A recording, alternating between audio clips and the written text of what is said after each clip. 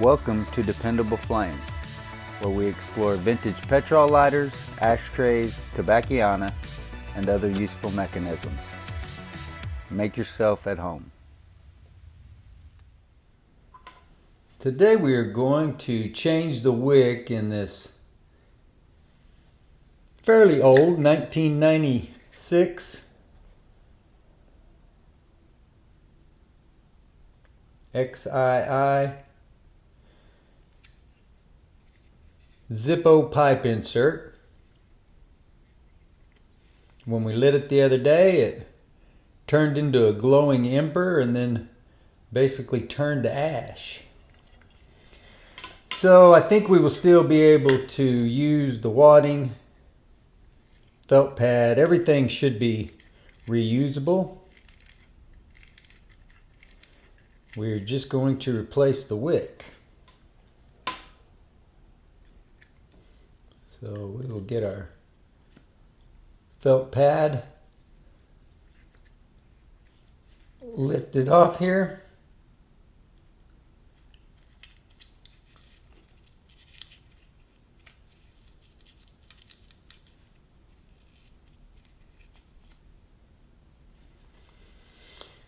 And then I don't really want to pull that dirty wick.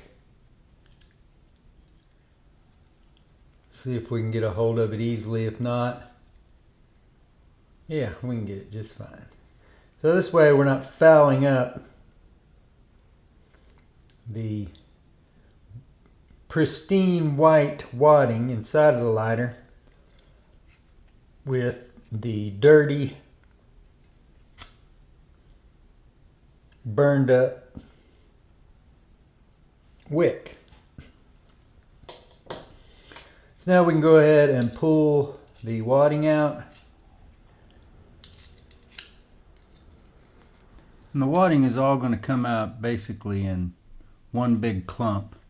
Doesn't appear to be separate pieces of rayon or cotton or whatever the material is that was used. So we're going to kind of separate that so that when we feed that back down in there, we can intersperse the wick with it. We're just going to leave that wadding on the slim side of the flint tube. It's not going to be disturbed, so no reason to even pull it out of there. Go ahead and slim down or twist down the top of the wick so that it will fit more easily through the hole in the chimney.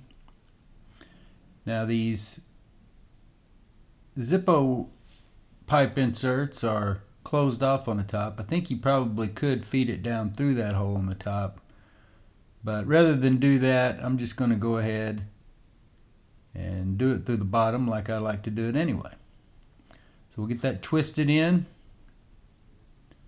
And I apologize, I had a sound issue in the middle of this video. Some static suddenly appeared, so you won't hear the background clicking or the mechanics of the work that is being done here in the latter part of this video. But just trust that the experience will be better not hearing the static that, I don't know if the microphone picked it up or if it was something outside of the apartment. Something running interference with the microphone. So I think that'll get the wick about where we want it, about midway. Now that we have the wick in position, we will go ahead and bend that wick down to where it is running across the top of the insert, so that when we start putting the wadding in there, the wick will already be in place as far north or up top as it needs to go. And then we will just interweave it, kind of crisscross in with the wick as we layer the wadding down. And this particular lighter didn't seem as though it was quite as densely packed with the wadding that was in there as some are, but that's what we're doing here, is experimenting, trying to figure out what's going on with these pipe lighters. So we will get this fueled up and we'll just see exactly how well it does work with this wadding. Get our flint back down in it the right direction, the direction that it was already struck in and grooved in. Put the clean side of our pad back down, leave the dirty side out,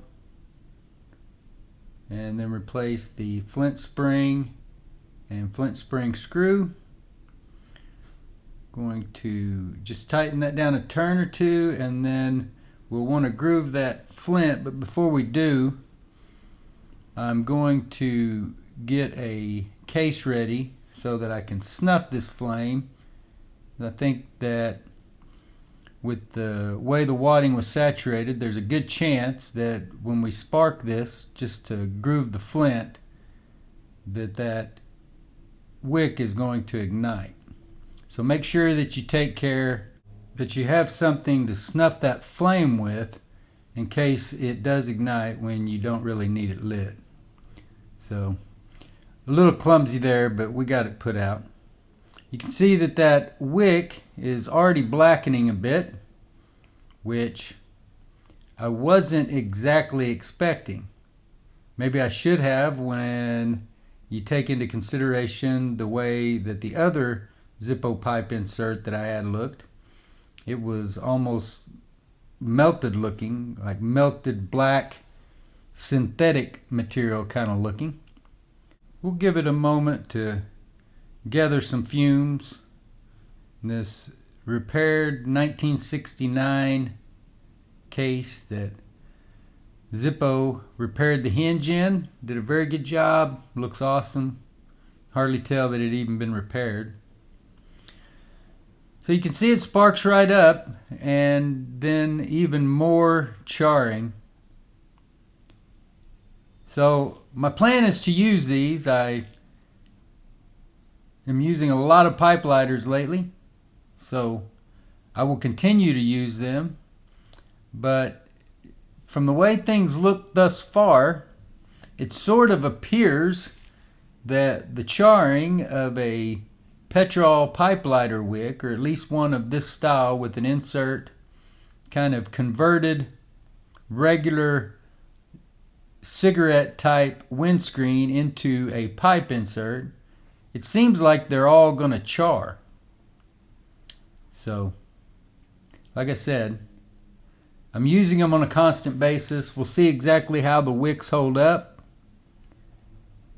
and whether or not we are constantly having to pull and snip them off because of the charring, or whether that is just a function, it's just the way they work, just sort of because of the fuel and oxygen mixture in these chimneys. They are just constantly starved of oxygen. Until next time.